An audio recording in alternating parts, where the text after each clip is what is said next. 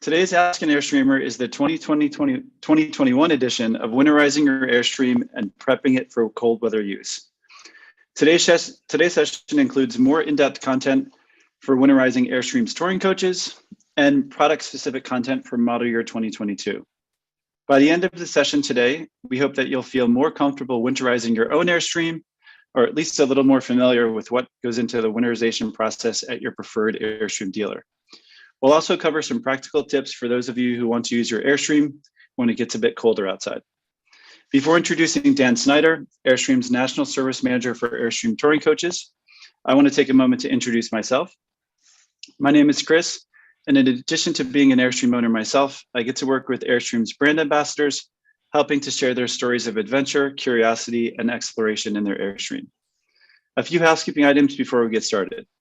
Today's session is being recorded and will be published on airstream.com next week alongside other editions of Ask an Airstreamer. In other words, don't worry about writing everything down. You'll receive an email to this video later next week. To submit your questions at any point today, go ahead and click the Q&A button at the bottom of this screen. We'll do our best to answer all of your questions, but if we run out of time, we'll share an email address at the end to submit your questions. We'll also have a dedicated Q&A section at the end, where we'll also share a promo code for Airstream Supply Company, which is part magazine, part travel guide, and part outfitter. And lastly, there's a 2-question survey that will be emailed to you right after we wrap up today. We'd love your feedback so we can learn what you liked and things that we could do better in future editions. So let's take a look at what we're going to cover. First, we'll talk about and define what is winterizing and why we should do it. We'll give you a practical guide on how to winterize your Airstream and things you should consider. We'll provide some tips for using your Airstream when it gets cold outside, and we'll have dedicated Q&A at the end. For each of these sections, we'll be going through procedures for touring coach and travel trailer. So let's take a moment to introduce Dan, Airstream's National Service Manager for travel trailers. Dan, thanks so much for taking the time to join us today and tell us a little bit about yourself. Thanks, Chris. I've been with Airstream for 32 years now. I started out on the line, worked in production for a while, got into being a service technician for several years. Did that for quite a long time. Went into customer support for a couple years, and now I do the training at the dealers. So dealers will come here, and we actually go out to dealerships and we train on how to do repairs. We do how-tos on how to fix things. So we try to keep the dealers up to date on new products and how to fix them. Awesome. So some great experience, and 30 years is a long time, and looking forward to sharing some of your knowledge today, Dan. Thanks for taking the time to join us. I think that's a polite way of saying I'm old, is what you're saying. Not at all. I would say wise. So as I mentioned earlier, we'll cover both the winterizing processes for travel trailers, everything from a base camp all the way up to some of the things that you should consider for some of the larger Airstreams like a 33 Classic, and then we'll also cover the different touring coach models. If there are different steps along the way, we've notated that on each of the slides, but feel free to ask questions in the chat as we go along. So the first thing that we want to cover is really why do this. And first and foremost, it's really around protecting your investment.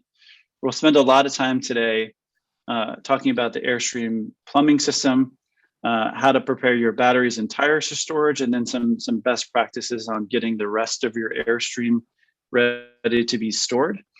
Before we hop in, quick reminder that this is an overview, and definitely please consult your owner's manual for detailed information on winterizing your specific Airstream. So the first thing that we want to do is we're going to hop in and drain and flush the tanks. So the freshwater tanks, the gray and black water tanks, are for those of you who have a combo tank, the combined gray and black water tank. We're going to remove all the water out of the system. Of course, here the risk and why we do this is water freezes, it expands, and then bad things can happen. So before we go into a detailed set of things to consider on how to do that, step one is really making sure that your Airstream is level. Best practice if you're going to set up for camp. So same principles that you would apply and tools that you would apply in that situation. So leveling blocks or different methods that folks use, but making sure that your Airstream is level, side to side and front to back will ensure all the water and liquids come out as we go through the next couple steps. So two different images here on the screen. The top is common in what you might see if you have an Airstream touring coach, and the bottom here is what you'd see for a travel trailer. So we really want to empty this out because as it gets cold, we don't want any of the either gray or black water to freeze inside the tank, which could cause a lot of damage. So the first thing that we'll do here, and this is really the only step that you can't do at home or wherever you happen to store your Airstream, unless of course you have a sewer hookup. So all the other steps that we'll go through, you can do really wherever you want. This is really the only one that is dependent on having access to a dump station. Two resources on the screen here, rvdumps.com is a great resource on where to find a dump station close to you, or even Compendium. But going through, opening the valves, getting all the material out of there is an important step. And then the other thing that we'll want to do on this step is flush the black water tank. And make sure it's nice and clean for the rest of the steps here that we'll do. So with our waste tanks emptied, we'll want to go through and get all of the fresh water out of the freshwater tanks. So there are two images on the slide here. The first one, and this is, I should call out, specific to travel trailer, or what you can expect to find on a travel trailer. The image on the top is for units generally that are smaller than 20 feet. They'll be, on the inside of the Airstream. Dan, we talked a little bit about this in terms of where folks can expect to find this. Generally, where might this be inside an Airstream travel trailer that's so it's usually in a smaller unit. It's going to be in the front of the trailer, usually on the roadside or driver's side is what we call the roadside. It's either under the bed or dinette booth that's in that area. So it's you lift up the cushions of the mattress. There's a movable panel there that's just kind of pops off, and then down inside there you'll see that white shutoff valve there, and it comes right out of the tank and straight through the floor. So you would open that up to drain your tank at that point. Perfect. And just a small detail in the image that we're showing on the screen now, that's the valve in the closed position. Is that right? Correct. Yes, that's in the closed position. Okay, so we press it and turn it so the lever is in line with the plumbing that's underneath that. And then if you do that, if you go outside of your Airstream, look underneath, you'll see fresh water coming out. And then similar process and approach for larger units, except we're going to go outside. And if you look generally in between the tires or near the tires, you'll see a valve connected to the tank. We'll open that and then let all the fresh water drain out as well. If we start to get into some of the differences of what this looks like on the touring coach side, here's what you can expect to see on an Atlas. And this is located underneath the touring coach in front of the driver's side wheels behind the slide out. So same process, opening this up, getting all the water underneath. And then a note here, if you can't get a level surface to do this, the better bias to have is uphill. So having the Atlas point uphill slightly will allow all the water to drain out of the freshwater tank. If we're to see what this looks like on an Airstream interstate, distinction here is you have a drain plug versus a drain valve. And then depending on the floor plan and interstate model, you'll find this in different places in the vehicle. So two are located, depending on the model, underneath the galley by removing the drawer, below the microwave, or below the refrigerator by accessing the vent underneath the fridge. And then two more, depending on model again, are accessed under the passenger side. So really hopping into the manual and then starting to understand your Airstream plumbing system specific to your unit, and then where these specific components are in your interstate will give you some good guidance there. And then the next part if we just cover what we've done so far, we've emptied the waste tanks and flushed them out.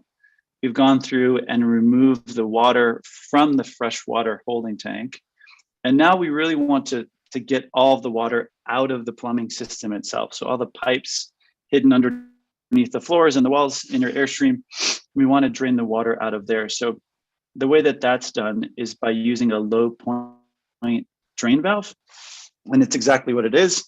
It's the lowest point in the plumbing system. So this is, again, another place that you'll want to consult your owner's manual to really see where it is. So you're not opening every access panel to try to find it. This is the image on the right is an example of what you'd see in your owner's manual. And we've gone ahead and circled where the low point drain valve is annotated in that diagram. I'd also like to add, if this one had the tank for the smaller ones, you'd see a bit of the plumbing over by the water pump. You'd see like a little water line, looks like it would not hook to anything and go straight down with a valve. That's how you would tell the difference between one with a tank above floor and one with a tank below floor. If you have a tank above the floor, you would not have the outside drain valve. If you have the outside drain valve, if you do not have the outside drain valve, you would have a drain valve above the floor inside. So that was a good way of telling the difference between the two different tanks.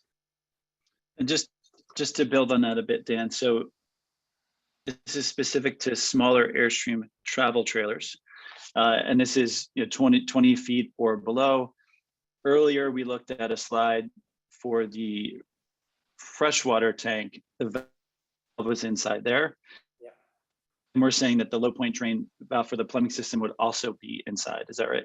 Yes. So if you have the one between the tires on the outside, then you do not have one inside. That's just why I wanted to make sure it was clear. Perfect. I see a couple of questions coming in. That was one of the questions. Somebody was asking, hey, I've got one outside, but do I also have one inside? No, not for the fresh tank. There's only one or the other. So perfect. So a good way to summarize this is if you have a freshwater drain valve on the outside, your low point drain valve will also be on the outside. Is that right? Mostly, not always, but yes. But we were just talking originally about freshwater tank valves. So that's why I wanted to clarify on that one. So.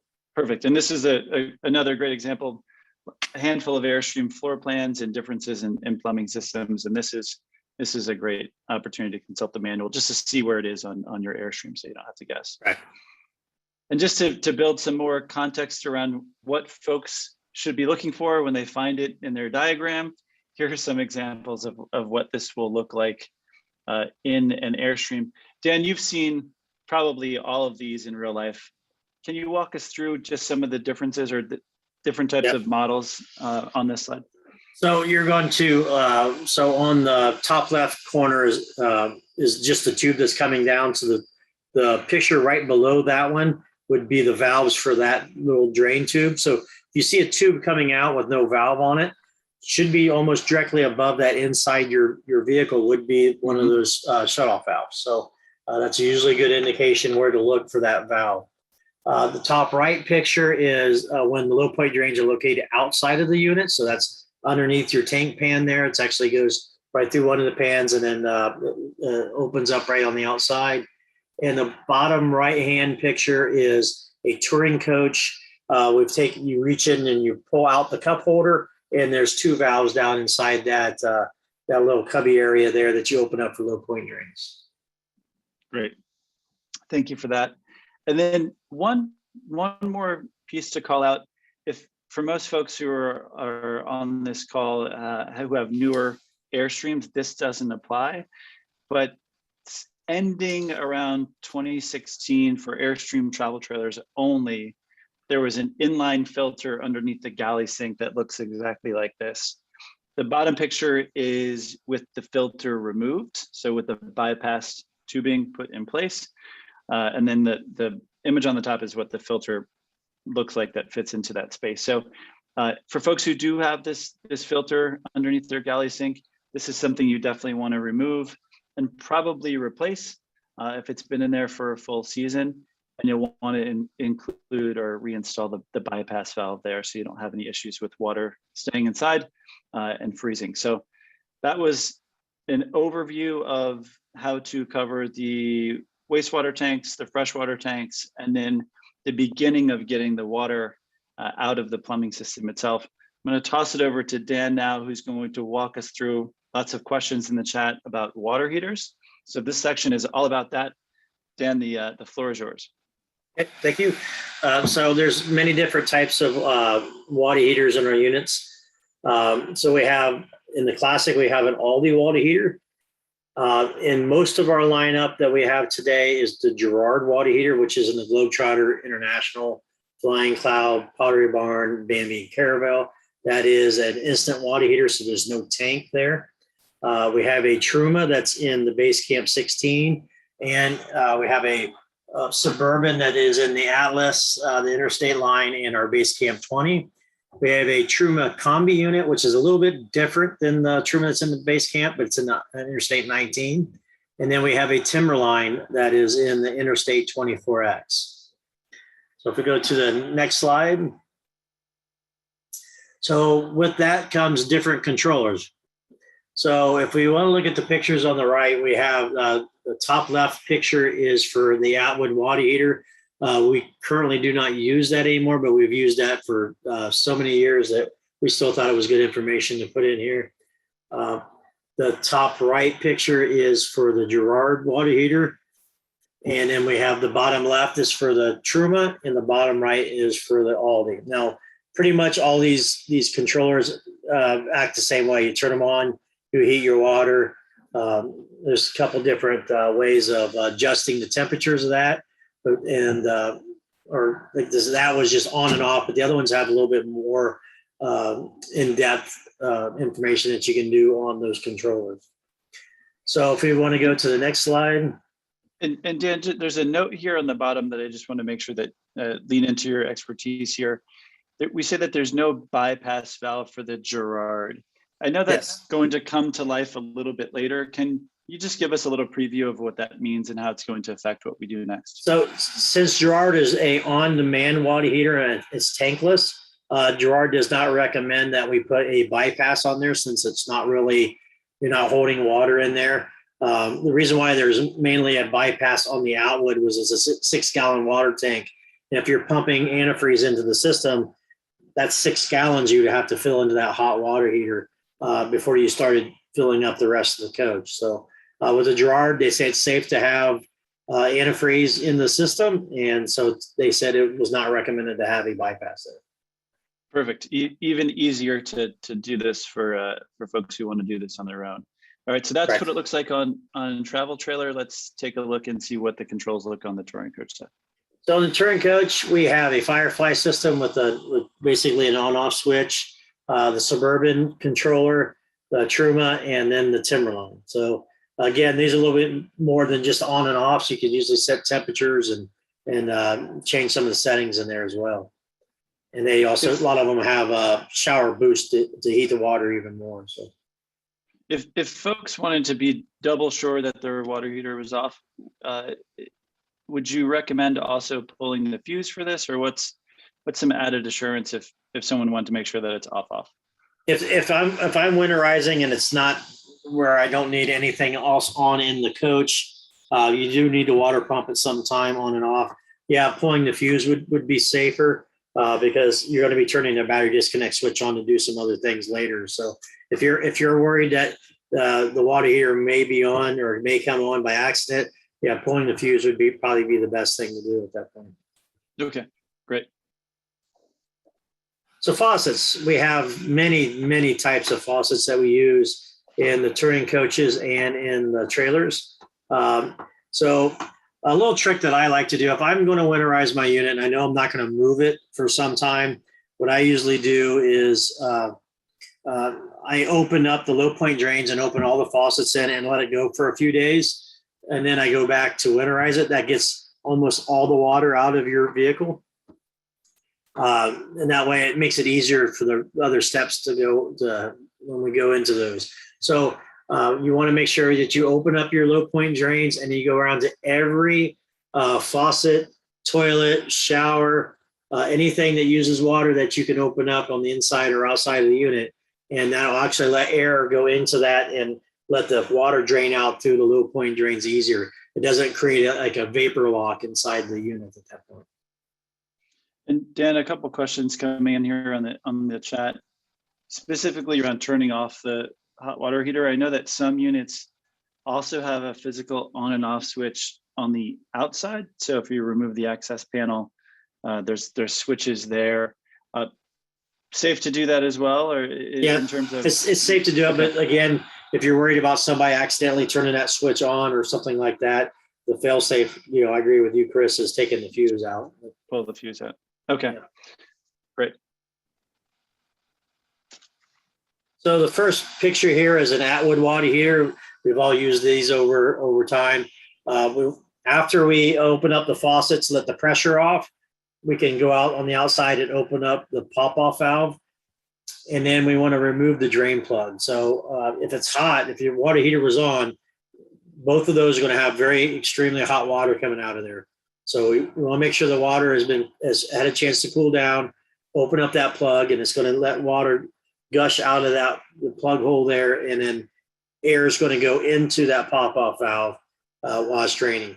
I want to keep in mind that you will not get all the water out of the water heater. So in the Atwood water heater, you're going to get about, I think it's like 4 or 5% water in the bottom of that tank, and that's in design. So basically, what that does is the water over the winter will freeze and thaw and freeze and thaw.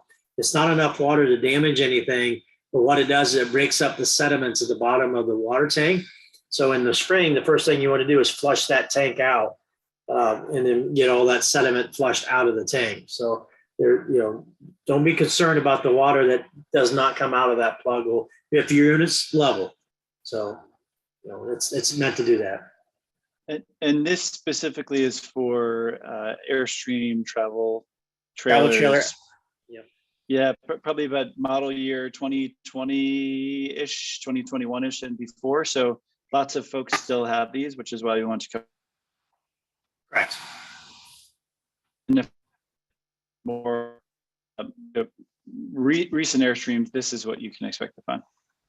Yeah, so on the travel trailer, we have 3 main water heaters, Truma. So in the Truma, you would lift up the bench on the driver's side, or we call it the roadside, and down there is that pop-off valve. So I would open that up, and that would drain the water heater out quicker than trying to pump it out. And then on the Aldi, you would remove the bench seat, the front of the bench seat, and you can see the blue plumbing there with the yellow handle. That is the pop-off valve there. That's the same thing. You open that up, it'll help drain the water heater there. And then on the Girard, you open up the outside access door, and in the bottom right-hand corner, the pop-off valve is located right there. So then you can open that up and help drain water. Now that's a tankless, so it does drain the water out of the water heater. Again, with the faucet open, it'll drain even more water out of the system. It'll help with the low point drains. So 2 follow-up questions here. So let's, just in terms of rough timing, I've turned off the water heater. About how long would it take for it to cool inside? How long should folks give if it was on before they open? I'd wait a couple hours at least. I'd wait a couple hours for sure.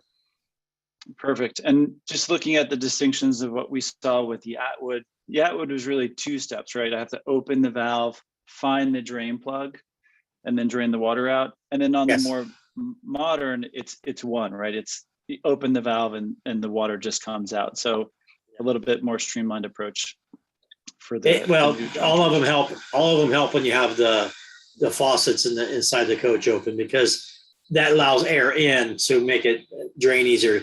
If you were to just open up that pop-off valve, you do get water out of there. But what ends up happening is air is trying to go in that pop-off valve as the water's coming in. You end up getting a vapor lock in there. So they kind of play hand in hand with the faucets being open. Perfect. All right, let's take a look into what this looks like on Touring Coach. So on the Atlas and Interstate, this is the Suburban water heater. And on the inside of the unit, you go on the inside, and there's going to be this little red twist knob that's right there. It only turns one direction, so it turns clockwise. You turn it clockwise, it opens up and it'll drain the water out. You turn it clockwise again, and it'll click shut. So it's just a one direction only turn on that knob, and that is your pressure relief valve there. Great. And then a couple questions here. I'm going to go back one slide. Okay. Someone asked, in this photo on the Gerard, is the valve open or closed in that photo? If we can tell, I know it's small. It's closed. So if you happen to zoom in, you see the round flat spot. It almost looks like a quarter there. There's actually a little knob like the yellow one in the Truma, but it's silver. It matches that round, quarter piece, and that would flip straight out if it was open. So you flip it straight out toward you. So it's almost standing on end. All right, perfect. And then just staying on this slide, Tim wants to know, does the Truma valve leak water inside the coach? If this is located below the driver's side bench, it seems like I'm going to get a lot of water inside. If that is the case, it's actually hooked to a tube that drains out on the ground. Brilliant. Brilliant. Okay, perfect. All right, and then just one more on this one. Is the Truma opened or closed in this one? Tim wants to know. That's closed. Again, it would point straight out of the valve. So you'd almost flip it up. Got it. Perfect. All right. All right, so this was just skipping ahead a bit. You covered the slide on the touring coach and what to expect there. And then here is the, again, the Atwood, the final step on that. Yep, so once we have all the water drained out of the water heater, we can close that pop-off valve, put the plug back. Some people put the plug back in, some people don't. That's really up to you. Just don't misplace it. And then you want to close your bypass valves on the inside of the unit. That way you don't need to put any air through this. You don't need to put any antifreeze through it. But once it's completely drained through the water heater, we're done with the water heater at that point. Great. I know that we're specifically showing the Atwood, but this would apply to any of the valves that we have opened in the previous step. We want to close that before we move on. Correct. All right. You mentioned bypass valves, so let's first define what they are. You've talked about this a little bit, but just re-tee this up in terms of why we use it. So a bypass valve is a set of valves, usually a set of valves. Now, the newer Atwoods only had the one valve to it, but usually you have an inlet valve and exit valve of water into the water heater. And then there's a valve that goes in between the inlet and the exit valve. So basically you look at it as you got a water pipe going into the water heater, a water pipe coming out of the water heater, and a pipe connecting the two pipes. So when I want it in bypass mode, I want the inlet turned off, the outlet turned off, and the bypass in between opened up. So water, air, and antifreeze can go past the water heater to the hot water side of the unit. Perfect. So that's exactly what we're looking for. Let's actually bring this to life a bit and show folks what this looks like, and maybe even talk about what units are on the screen here. So on the left, we have a Suburban water heater there. So on that one, all three valves are in the open position. This was on the line it's in the build process. So unfortunately it was they're all open. So as you can see there, we have the white that goes into the water heater, the red that comes out of the water heater. And then you've got that valve with red on one side of it and white on the other. That is your bypass. So if we shut off the red at the top and the white at the bottom and leave that one open, I can pump antifreeze or air through the system and it bypasses that water heater. And then the one on the right is just a yellow valve on the Atwood. So Atwood has a type of water heater that has the white water line going up, and there's a mixing valve at the top. The mixing valve is actually a one-way valve. It won't let water get into the tank. So that made it possible to put the one valve on there. So if I shut that off, and then water still can go up that and to the hot side.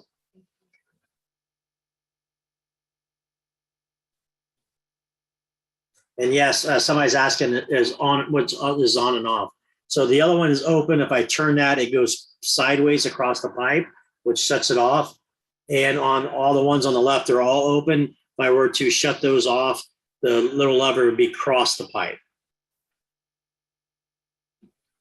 Excellent.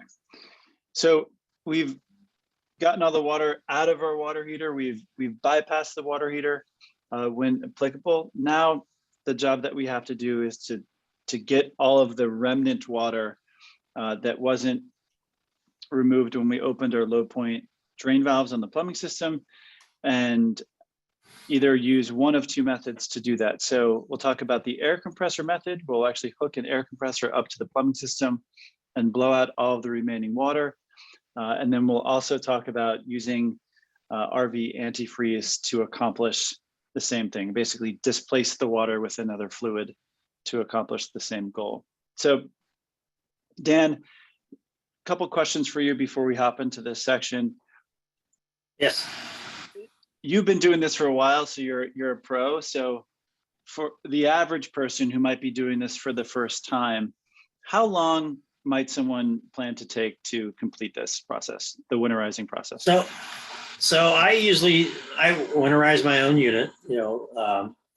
I usually spend an hour and a half doing it, 2 hours maybe. It all depends on how much water. The longest part is getting the water out of the system. So again, like I said earlier, I like to cheat. I'll open up my low point drain valves, and I'll open all the faucets up the unit, and then basically I'll come back a few days later, and then I'll go through the process. So when I do that, I get the majority of the water out, and when I'm blowing the air through the trailer, it actually doesn't take much to get all the remnants out. So I would plan on at least 2 hours, if not 4 hours, to do it properly. All right.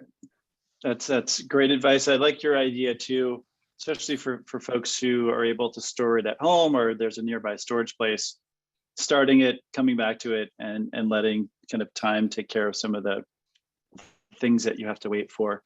And then what's the most common, obviously you guys winterize a bunch of Airstreams there at Jackson Center in the service department. What's the common approach that you use there? Is it the air compressor method or the RV antifreeze method? The air compressor method. That's what we use to do. That's what we do out in the shop all the time. Okay, perfect. And then final question here before we walk into the how on doing this. What are some of the common things that you see, either folks not getting all the water quite out or even not winterizing at all? What are some of the more common things that you see in terms of things you have to repair? So the most fragile items in your coach is the toilet. I see people forgetting to do the toilet. They forget to push that foot pedal down. And with that thinner plastic valves on the backside of the toilet, you'll see a lot of that get broken because of the freezing water. Shower heads, that seems to be a big item that people forget to not only turn your shower valves on to come out in the faucet part, but you want to make sure you open that plunger up and try to force anything out the shower head. And then your black tank valve. People forget to blow air through the black tank flush. And that seems to be another. Those are the three biggest things I see that people miss when they're winterizing their unit. It's great to always have your perspective on where we should spend some extra care. We've a couple questions on bypass before we move into the two methods here. Specifically on the Aldi, John wants to know, is there a bypass valve and where is it if so? Yeah, I would probably look in your owner's manual, because you've got three valves in the front, and a lot of times there's a valve in the back. So you have an inlet in the back, an inlet in the front, and then you have your bypass. It's a lot easier looking at that diagram and going off of that, because there's, I think if you go back a couple, I thought there was another slide showing the Aldi water heater, the pop-off valve. Go to that slide there. Oh, yeah, sure. One sec. It's easier if I have the picture. So that you see the Aldi there.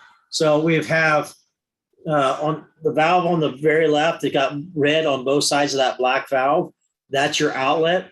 You see the valve next to it with red on one side of it and white on the other. That is your bypass. So that one would need to be open.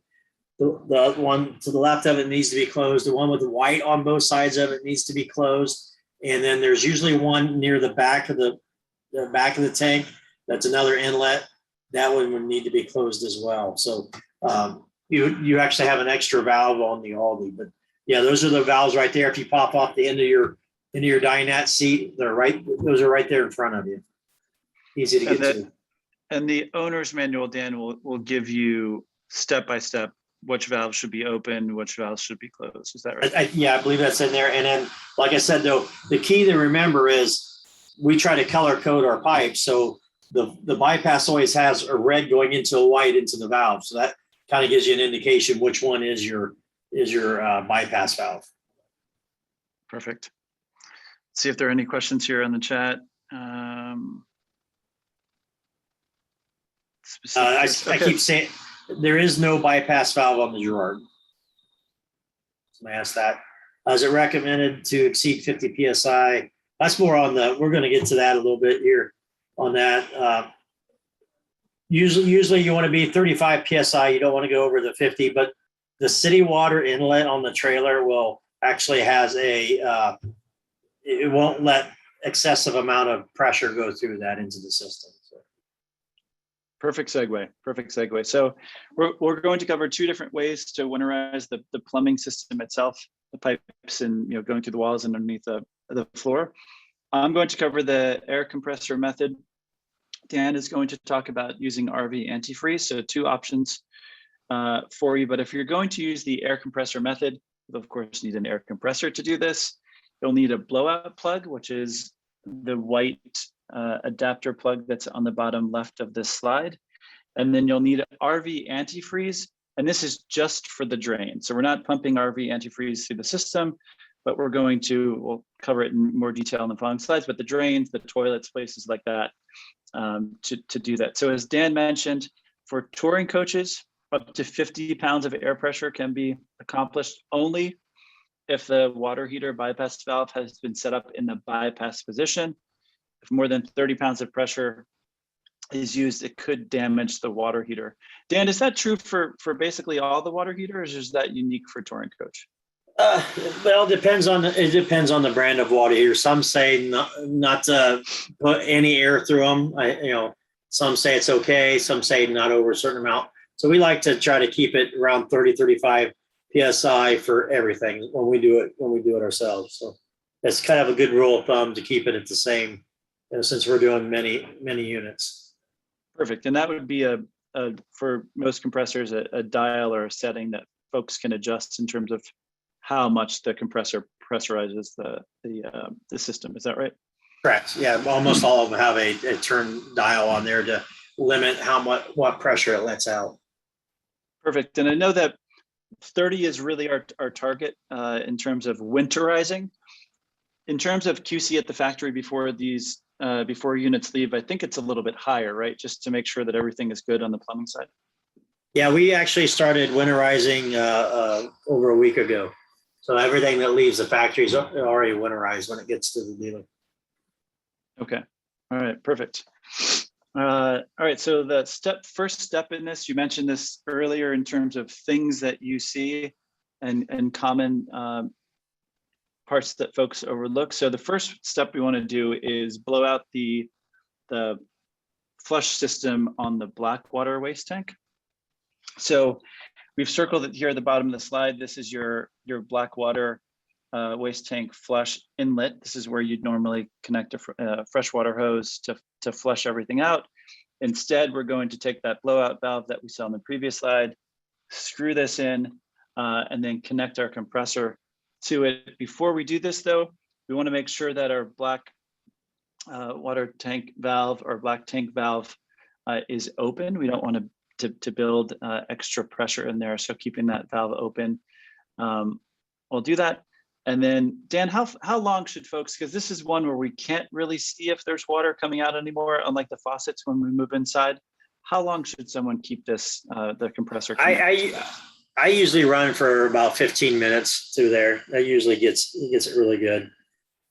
Perfect. Okay, great. And we'll cover some other items in terms of general care and appliances, things you should also be doing. So setting this and letting it go for 15 minutes while you do something on the inside is a great way to be efficient with this. So with our waste tank flush system, all the water from there, now we'll get into the actual plumbing system itself, the freshwater plumbing system itself inside the Airstream. So we'll take that same valve that we had on the Blackwater flush, we'll move it up to the city water inlet right above it.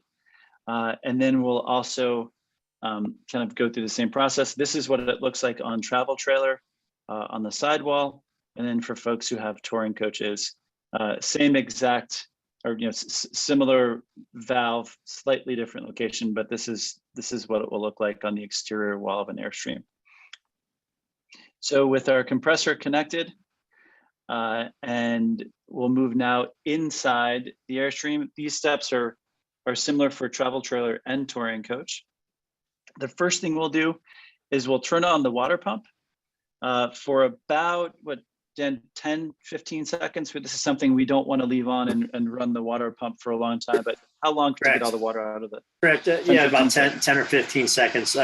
Yeah, the reason why you don't want to just let that water pump run around with no water in it. It actually could damage it. Same thing with on the touring coach with your pump, your macerator pump.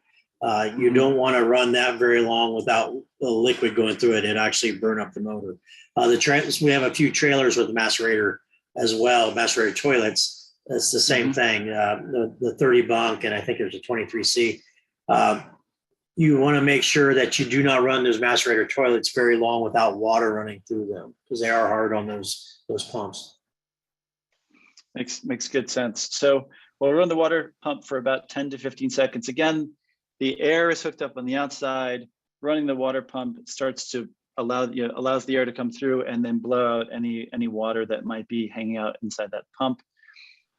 We'll go to our low point drain valves outside the Airstream. So these are still open from our previous step, but now all of the water that might be in the system up until that point is being forced out by the air compressor.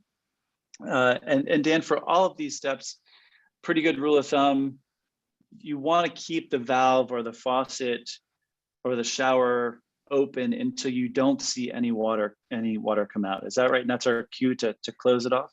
Yeah. So what I usually do is I start it usually the closest to the city water inlet, open that till I see almost all the water is not coming out of the faucet, shut it off, go to the next one. And then by the time I make my way around, I start the process over again, because you're moving air and water through the system. So some water may get to that other faucet. So then I go back and I do that step 3 or 4 times. So I'll go through every single faucet, at exterior shower, toilet, in regular shower, bathroom, all those things. And I even open up the low point drains again to blow air out through those as well. So you just go through the whole list more than once for sure. Perfect. And the idea here is we open whatever the end point is. So if it's a low point drain, pushing our foot down on the toilet flush to get the water out from there, the outdoor shower, the indoor shower, all these different endpoints. We're opening it, letting the water drain, closing it so there's enough pressure then at the next endpoint to get the water out of it. And just the heads up, while you're doing this, you're letting a lot of that pressure out of that tank. The air is going to move out of your air compressor faster than what water would move through the system. So sometimes you might have to leave everything closed and let that pressure build back up in your air compressor when you're moving from one item to the next. Perfect. Awesome. And then before we add antifreeze into the system, which we're going to cover here on the next slide, we want to make sure that all of our tanks are empty. So Dan, tell us why this is important. Well, you want to make sure, I make sure that the tanks are empty a second time, just because we just opened up all the faucets and we did have water coming out of some of those, and those are going to go down in the tanks. So we may have added some water back into our gray and black tank from doing this. So again, I want to make sure my tanks are empty at this point. That way, because when we're adding antifreeze, we want some antifreeze to set up against those valves inside the tanks. If we have too much water in there, then we can't get that antifreeze there, and then the water could damage the valves at that point, the drain valves. Dan, a couple questions coming in on the chat here. Charles wants to know, when you go around to all the faucets inside the vehicle, we obviously have a cold and a hot side. Are we doing both cold and hot in terms of opening those? Yeah, I usually do. So if I go to the galley faucet, I'll turn either one or the other, one on first, and watch the water get down to nothing, and I shut that one off, and then I turn the other one on. So I might do the hot one first, watch all the water come out, shut that one off, and then I turn the cold on and do that same process. But I do that to every faucet. So yeah, he's correct. Perfect. Jonathan wants to know what pressure is recommended to flushing out the black tank, flushing the water out of the black tank flush system. Is this again the 30 PSI basically for everything that we'll do with an air compressor? Yeah, I like to use the same pressure, 35 PSI, 35 PSI to everything. Gail has a question on, could you use a tire pump compressor to blow out the lines? I guess in theory, that approach might work. I think that the problem that we'd run into there is it wouldn't have a tank and a reservoir to be big enough to really allow us to complete the task efficiently. Is that right? Yeah, I don't think you'd get the results that you're looking for, because when you're doing a tire pump, when you try to put pressure, as soon as you open that up, you lost one of the faucets. You manually couldn't pump enough air through the system to blow it out. Okay, so a small pancake compressor like we showed on the previous slide, or it's about as small as you want to get. Yeah. Yep. Okay, great. And then Charles has a question. We wanted to make sure that the dump valve was open on the black tank before we applied the air compressor to the fresh, or the tank flush on the black water tank. Is there a sewer vent? Is there a vent to the roof?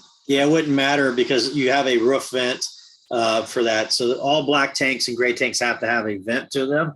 So if they're shut and you put the pressure in there, to the black tank flush, any air is going to escape out the vent. So you wouldn't damage anything. So extra caution for folks who want to do that, but okay to leave it closed. No damage on modern Airstreams for that. Right. Thomas adds a detail here in terms of the compressor we want to use. He says, and it would need to be an oil-free compressor. Well, with the moisture separator. What's you might know more about this than I. Yeah, so I use both. I have both at home. I have a oilless air compressor. Then I have one that actually has oil inside the pump motor. And they say over time you can get some of that oil into the compressor. I don't think either one would hurt.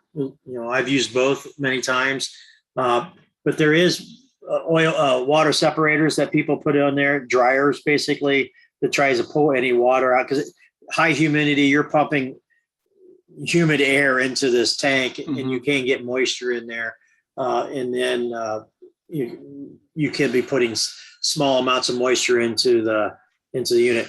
The biggest way to combat that, because most people aren't going to put water separators on their air compressors, is to drain. When you're done with the whole process of pumping something or using your air compressor, there is a valve at the bottom of your tank of your air compressor. Once the pressure's off, you want to open that up. That'll let any water drain out of your tank. That's actually good practice to do anytime that you use your air compressor. Excellent. Two quick questions here, and then we'll go on to the next slide. So John wants to confirm that steps A through F here are all done with the compressor on. The answer is yes on that. And then it looks like C. Kavanaugh had the same question. So yes, the air compressor's on as you're going through each. So let's talk about the last. A is the only one that it could be done either or. So if you feel like you want to turn that water pump on with no air pressure in there, it's safe to do that. That helps get the water out of the pump as well. So A can be done either or, and the rest of them, the air compressor's on. Perfect. Great. Thank you, Dan. And then the last step on the air compressor method is going through and adding antifreeze about a cup for each drain that's in your travel trailer, and then also the toilet. And then for this one, you'll actually pour it, and you'll want to leave that antifreeze sitting right above the flush valve in the toilet. So we don't want to flush the antifreeze down, we just want to leave it there above it. On touring coaches, a little bit different. And this would also apply for travel trailers that have macerator pumps. But we'll turn the macerator pump on until we see pink antifreeze coming out of the hose. So we'll pour a gallon into the toilet, and then we'll turn the macerator system on. And then once we see the pink fluid coming out, that's when we'll know that we've added enough.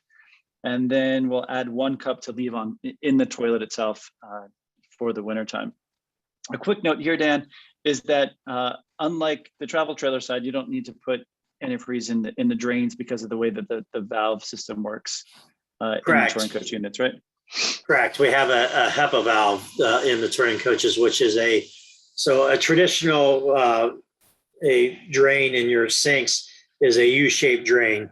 A HEPA valve is a bladder drain. So you do not put antifreeze in those because it wouldn't hold the antifreeze. It just let that go down to the tank. So in the touring coaches, you do not need to put any down the sink or the galley, the lavvy sink or the galley sink. Let's talk a little bit about, and it's amazing how much time has gone by already, but let's talk about now the approach of winterizing using antifreeze float. So on the travel trailer side, we've for a few years now, we've put a winterization kit in there, which is basically the valve you see the picture of, and it's got a tube that comes out of it. Go ahead and go to the next slide. So it's basically this same kit. It's a different type of valve. It's the same style valve. It's just it's a plastic valve instead of the brass valve. So you would actually put that in front of the water pump. So one side would go to your fresh tank, one side goes to the water pump, and then the side mount goes to that clear hose. Once you get that hooked up, you would stick the clear hose into your antifreeze, and then when you turn your pump on, you'll start to draw antifreeze out of your gallon jug, and then you would go around to each faucet and open up the faucet till you see antifreeze coming out of the faucet. Shut that off, then go to the next faucet. The same thing with the toilet, the shower, the exterior shower, low point drains. So, excuse me. And so before we turn that water pump on, we'll make sure that we close those low point valve drains. And then exactly what you said there, we'll turn the water pump on. And then similar process, right? Water pump's on, we're sucking up the RV antifreeze now into the plumbing system. And then we'll go to the different endpoints in the system and do exactly what you said. Correct, yeah. And we want to make sure we don't miss anything. Again, when you're doing the shower, make sure you turn, some showers have a shower and then they have the shower head. You want to make sure you get it to come out the shower head as well. Toilet, make sure it comes all the way through the toilet. And in both your sinks. So when we were talking earlier, when you're just doing the air and then we're pouring the antifreeze into the toilet, at this point, you don't need to pour it into the toilet. You're actually pushing on the foot pedal, and then it'll come out into the toilet. When you left the foot pedal, there should be enough left over that sits on top of that valve. You don't have to pour any in. And then the last step is we'll turn off the water pump. Correct. And then I know that we've spent a lot of time focusing on the plumbing system, which is such a critical part of winterizing. Let's talk quickly a little bit about some of the other things that we should consider as we're winterizing our Airstream. Correct. So you always want to leave your refrigerator open when you're not using your unit, so it doesn't collect smells or mold or moisture inside there. So a lot of your refrigerators have a way of keeping the door propped open. I know Dometic's got these little dividers that are in the door trays that actually pop out and connect to the door handle, and it'll lock it open just enough that it lets air in and out of the fridge. So we want to make sure we do that. Baking soda is really good at kind of getting some of those smells out of your refrigerator and freezer at that point. So we want to make sure we have that done. Go ahead and Dielectric grease. So your 7-way cord there, we like to use that grease on any of your connections up front on that 7-way cord. Helps keep that from corroding or rusting. Your tires. So if you're parking your unit outside where it's going to get a lot of sunlight, we do recommend that you pump your tires up to what the rating is on the tire. The touring coach, that's a little bit different than the trailer, right? The trailer, what we recommend is the max cold pressure. On the touring coach, what the tire pressure is set for and the max cold tire pressure is not the same.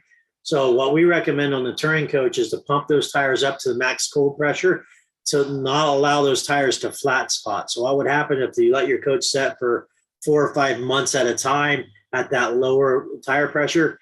When you first drive it, you're going to notice you're going to get you're going to have some flat spotting that's happened over that long period of time. So we recommend you pump those up to the max cold pressure and to let it back down what the recommended pressure is when you start to use that unit again. And then you can use tire covers to cover up the tires to keep the sun from dry rotting them as fast. When it comes to batteries, so there's a couple of different things you can do with your batteries. You want to make sure your batteries are fully charged. A fully charged lead acid battery won't freeze. A low voltage battery, lead acid battery will freeze. Once it freezes, it damages the battery and you'll have to replace them. I recommend charging your batteries every month. Some of the people have solar, they don't have to do that. The solar is going to charge your batteries depending on which type of solar controller you have. We have the Atkinsons early on, and what that does, it turns on at a certain voltage and turns back off. And then we have the Victron, which is more of a smart charger where it senses what the battery voltage is and charges what it needs to do. Plugging it in full time, if you have a lead acid battery, over time you're going to boil out the liquid in the battery, so that could damage the battery at that point. We recommend storing your unit in the store position, unplugged, and in every 30 days checking the battery voltage. And that store position, I think on newer Airstreams is just battery power, I think off or on. So we just turn battery power off. Is that right? Correct. But if you're plugged in, the converter will still charge the batteries on the newer ones. So we want to make sure that we're unplugged and that's in the store position if we're storing it for long periods of time. Again, I would always go every 30 days and check the voltage, make sure there's still voltage they're still at full charge. The Classics and the Pottery Barn have a 24-hour network. There is a key to turn that network off. You want to make sure you turn that off as well. That would be a drain on the batteries. And your inverter. Your inverter works independent of the battery disconnect switch, so we want to make sure we shut that inverter off as well. Some people like to remove their batteries from their vehicles and take them to their workshop or their garage and put a battery tender on them or a trickle charger. That's a good thing to do too. A trick that I like to do is I take a picture of the batteries while they're hooked up, and then when I unhook them, and in the spring when I go to hook them back up, I know how they were hooked up before. I have basically a cheat sheet on how they were. Mm-hmm. So that's always a good thing to do, is take that picture before you unhook your batteries. Perfect. So I know that a lot of questions have come in. I want to spend some time hopping into those. We did drop a link into the chat for winter Airstreaming. Ask an Airstreamer, so all about winter camping, using your Airstream in the winter. A lot of great information there. So check out that link, and then we'll go through the chat here and ask some of the questions, or answer some of the questions rather. Stepping back to the antifreeze, some folks want to know, will that stain the toilet, or any issues with staining with RV antifreeze with that pink fluid? Yeah, I've seen in some of the showers that's got a real porous plastic in some of the showers, or if you got a porous sink, I have seen some staining from that. So yeah, you want to be careful. I usually, when I pour it down the drain, I take paper towels and I wipe it all up. The toilet, you got to let it sit above that valve. I usually don't see much staining in the toilets. It's usually the shower basins or the white plastic galley sinks or lavvy sinks that you see that in. And then specific to battery storing, excuse me, battery storing, folks want to know, are there any differences for lithium or any other considerations? So lithium is a little bit different monstrosity, right? So lithium protects itself. So once the temperature gets below a certain amount, the lithium battery will shut itself off. It also protects itself on low voltage. So yeah, the lithium battery, you shouldn't have to do anything. I would recommend making sure it's at a full charge when you put it in storage, but the lithium battery does protect itself and will not allow it to get damaged from the cold temperatures or the low voltage. Thank you for that, Dan. And I know that we're at time. Still a handful of questions here in the chat. So for folks who we haven't gotten to your question, please shoot us a note to hello@airstream.com. We will answer every single one of them. If you just send us a note, and it's HELLO@airstream.com. And we'll have to put a pin in this discussion for today, but we put the promo code for Airstream Supply Company on the screen. So I want to thank everyone for joining us. Dan, thank you so much for your time and expertise. And for all the folks who have joined us, please keep an eye out for the 2-question survey that we'll email shortly after we wrap up today.